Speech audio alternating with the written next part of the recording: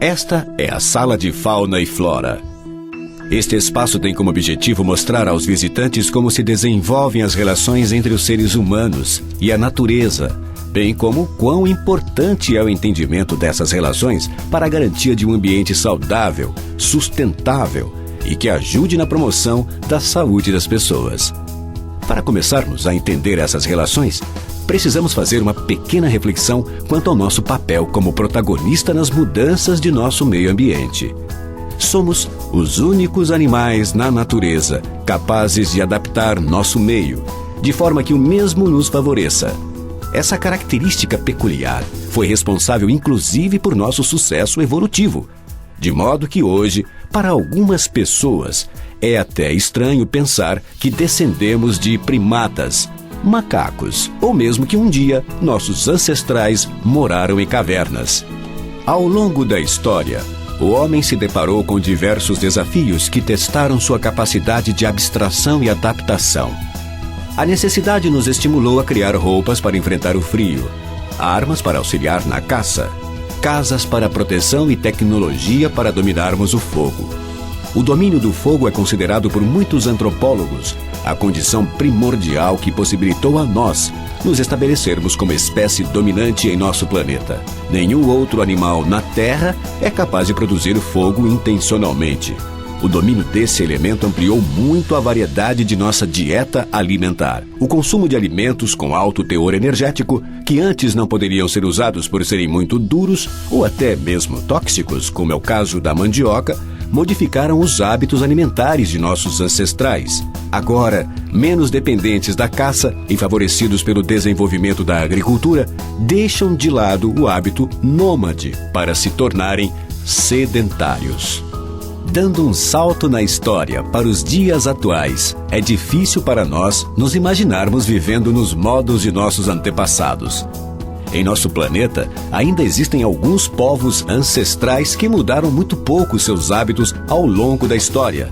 Os aborígenes, na Austrália, os bosquímanos, na África, e algumas tribos de índios isolados no Brasil são alguns exemplos desses povos. Embora essas populações estejam separadas geograficamente por longas distâncias e tenham costumes e culturas peculiares, todas têm uma característica em comum: sua capacidade de se integrar ao meio ambiente em que vivem de uma forma sustentável.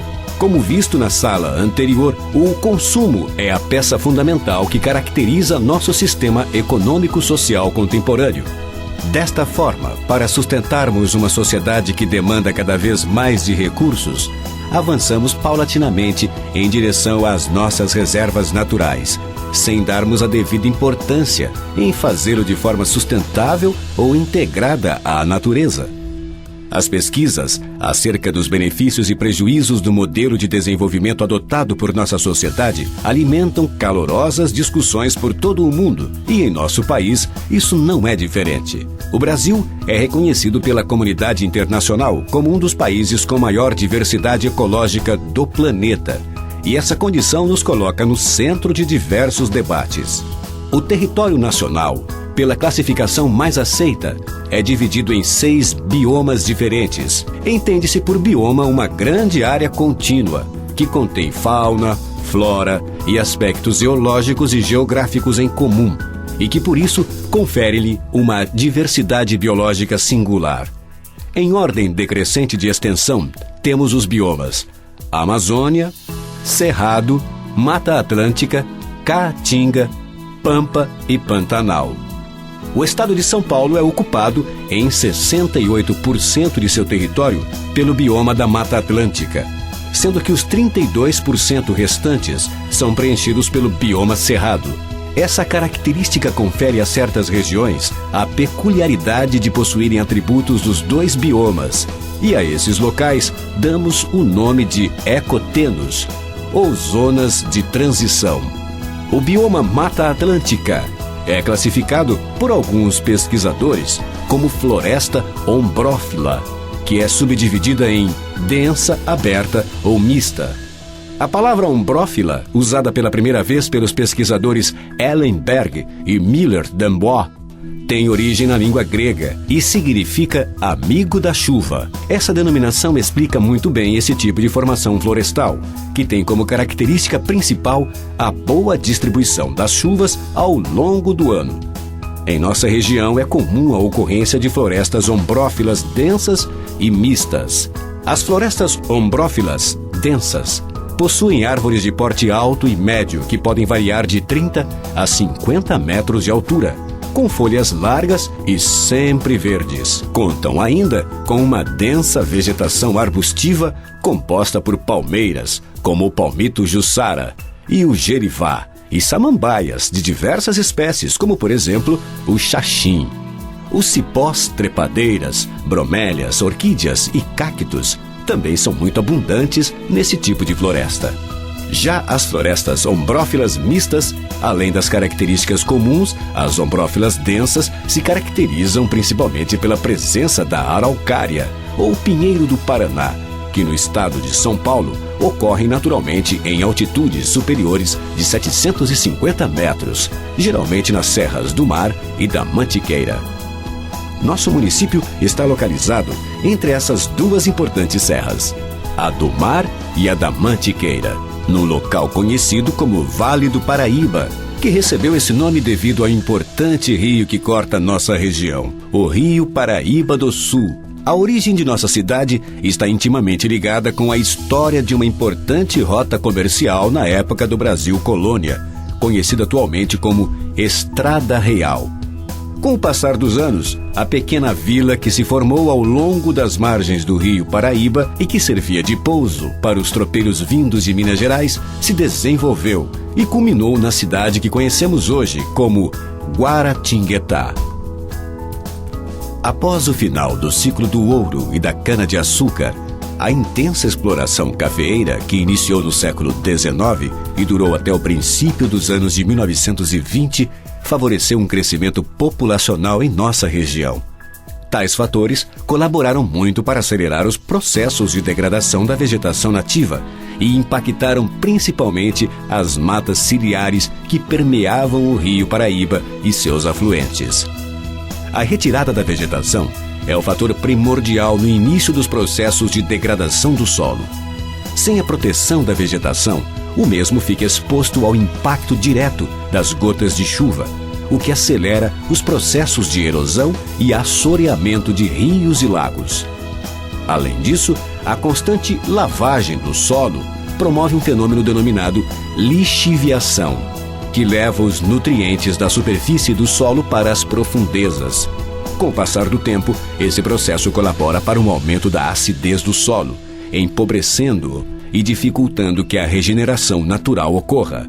O processo de degradação das matas nativas acabou forçando a migração de diversas espécies de animais para outros locais, o que acabou causando o desaparecimento de algumas delas em nossa região. Um exemplo é a garça branca grande, que deu origem ao nome da nossa cidade. Em Tupi-Guarani, Guaratinguetá significa Terra das Garças Brancas.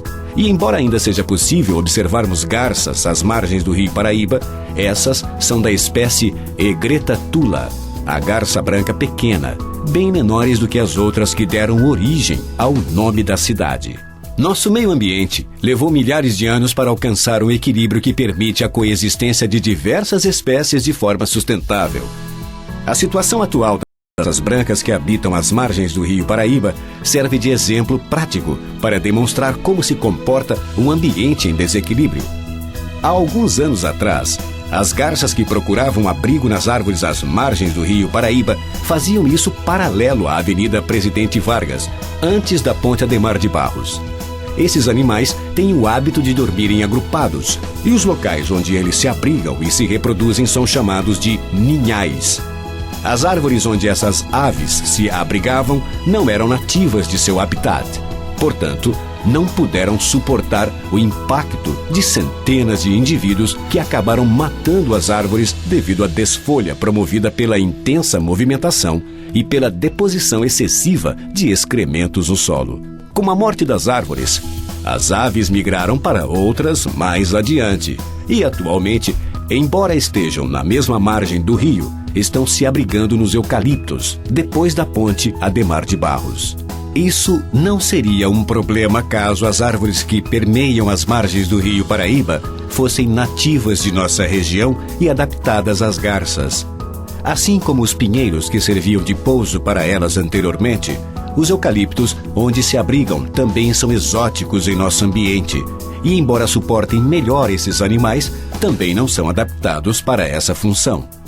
Desta forma, o projeto de recomposição de matas ciliares, desenvolvido pela Secretaria da Agricultura e Meio Ambiente de Guaratinguetá, além de promover a preservação das margens dos rios contra a erosão, colabora também para a adequação da vegetação ciliar às garças. Nessa sala também é possível observar alguns animais taxidermizados, empalhados. E é importante ressaltar que eles não foram abatidos propositalmente para esse fim. Todos já foram encontrados mortos em estradas ou tiveram que ser sacrificados em decorrência de ferimentos sofridos em acidentes ou de maus tratos quando estavam em cativeiro ilegal. A função dessa coleção de animais, embora pequena, é de sensibilizar os visitantes para a diversidade da fauna local, ajudando na contextualização e valorização da temática da preservação ambiental. O entendimento das relações homem-natureza é de fundamental importância para a manutenção de um ambiente saudável e sustentável. Prova disso é que cada vez mais o poder público e privado se empenha em considerar as questões ambientais antes de tomar suas decisões. Diversos estudos comprovam que a preservação ambiental traz, além de benefícios inerentes ao meio ambiente, ganhos econômicos. Projetos que remuneram proprietários por preservarem terras onde existam nascentes ou cursos d'água com relevante importância para a manutenção de bacias hidrográficas estratégicas são cada vez mais comuns em nossa sociedade. Um exemplo é o projeto Produtores de Água, que remunera produtores rurais na cidade de Extrema, Minas Gerais. Em nossa cidade também pode ser observado um exemplo deste tipo de ação ambiental. Implantado em 2011, o programa Produtor de Água de Guaratinguetá irá remunerar os serviços ambientais prestados por pequenos produtores rurais, localizados na bacia hidrográfica do Ribeirão Guaratinguetá, um dos principais mananciais de abastecimento de nossa cidade. Iniciativas deste tipo estão se tornando cada vez mais populares, uma vez que, além de promoverem a preservação ambiental, são também boas estratégias do ponto de vista da gestão de recursos públicos. Em longo prazo, fica mais viável economicamente proteger os mananciais de abastecimento do que tratar a água poluída ou tentar recuperar rios assoreados.